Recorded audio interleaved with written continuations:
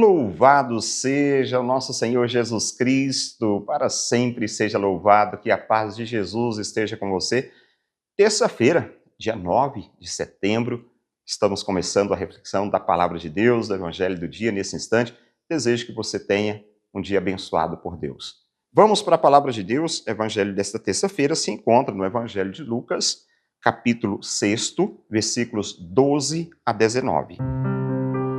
Naqueles dias, Jesus foi à montanha para rezar e passou a noite toda em oração a Deus. Ao amanhecer, chamou os seus discípulos e escolheu 12, dentre eles, aos quais deu o nome de apóstolos.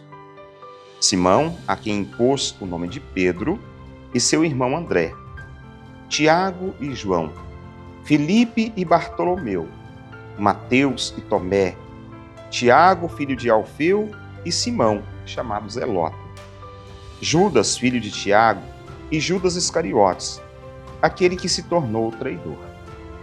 Jesus desceu da montanha com eles e parou num lugar plano.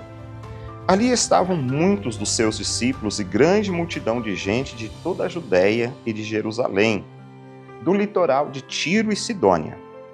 Vieram para ouvir Jesus e serem curados de suas doenças. E aqueles que estavam atormentados por espíritos maus também foram curados. A multidão toda procurava tocar em Jesus, porque uma força saía dele e curava a todos. Palavra da salvação, glória a vós, Senhor. Bem, ontem nós celebrávamos a festa da bem-aventurada Virgem Maria, lembrando o seu nascimento.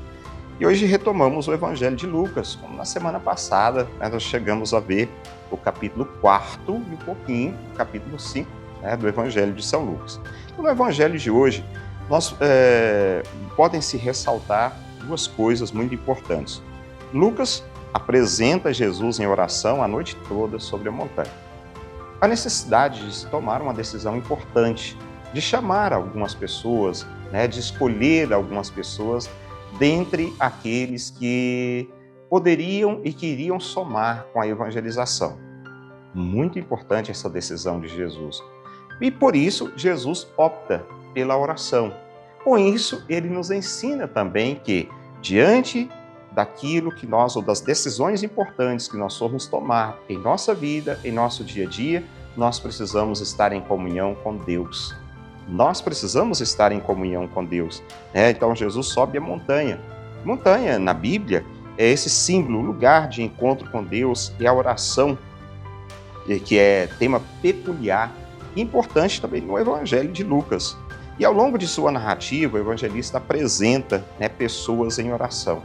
E em especial, destaca Jesus ensinando também a rezar em um certo momento, quando os discípulos pedem a Jesus que os ensinasse a rezar.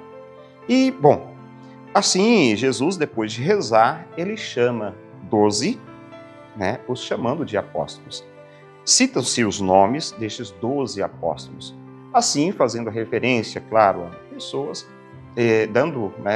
já conhecendo um pouquinho da característica de cada um, mostrando que são pessoas tiradas do meio do povo, não são pessoas criadas no sentido de que são santas, moldadas, já pessoas prontas e acabadas. Não, nós temos aqui pessoas que não conheciam muito bem nada de Deus, pessoas que não entendiam o projeto de Jesus, ou que nada sabiam do projeto de Jesus. Pecadores, como cobrador de impostos, pessoas distintas, pessoas diferentes. Então Jesus chama para esse discipulado. Discípulo é quem segue e aprende do mestre. O apóstolo é um mensageiro do mestre.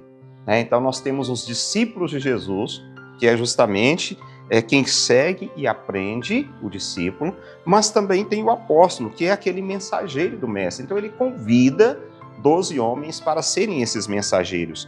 Portanto, antes de ser apóstolo, é necessário ser discípulo. É bom entendermos isso também. Antes de ser apóstolo, é necessário que seja discípulo, aprender, participar da sua intimidade. E só então ser enviado como apóstolo. Os apóstolos de Jesus, eles foram e são aqueles que em todos os tempos deram e dão no mundo a continuidade da missão de testemunho. Hoje nós não temos mais esses apóstolos de Jesus, não temos essas pessoas que assumiram a evangelização, a missão naquele tempo, mas tem pessoas do nosso tempo. E eu digo, o Senhor continua nos chamando, o Senhor continua nos convocando.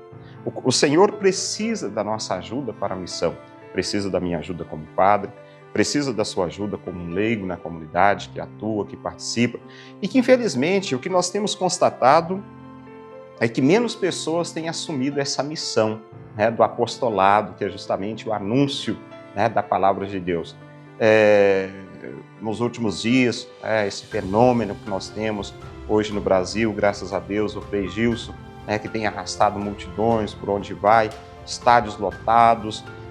Mas aí quando nós chegamos na realidade própria da nossa paróquia, das nossas paróquias, porque esse povo que vai ao encontro do Frei Gilson, não é criticando, pelo amor de Deus, não é criticando ao Frei Gilson, mas sim faço uma crítica àqueles que vão aos estádios, mas que nas suas paróquias, nas suas comunidades, não têm assumido uma missão. E é ali na comunidade, é na simplicidade, por mais simples que seja a sua capela, por mais simples que seja a sua comunidade, é ali que precisa de você, né? Que precisa do seu trabalho. E que o Senhor, posso dizer, continua também a chamar pessoas, continua a escolher pessoas. Mas o que acontece? A negação tem sido muito grande, né? A rejeição quanto a esse chamado tem sido muito grande. Então é bom nós pensarmos nisso, né? Tivemos aqueles que contribuíram num primeiro momento para a evangelização, os apóstolos de Jesus. Mas hoje nós temos pessoas que querem assumir essa missão como precisamos. Pensa nisso. Que Deus te abençoe. Em nome do Pai, e do Filho, e do Espírito Santo. Amém. Aquele abraço para você, fica com Deus e até amanhã, se Deus quiser.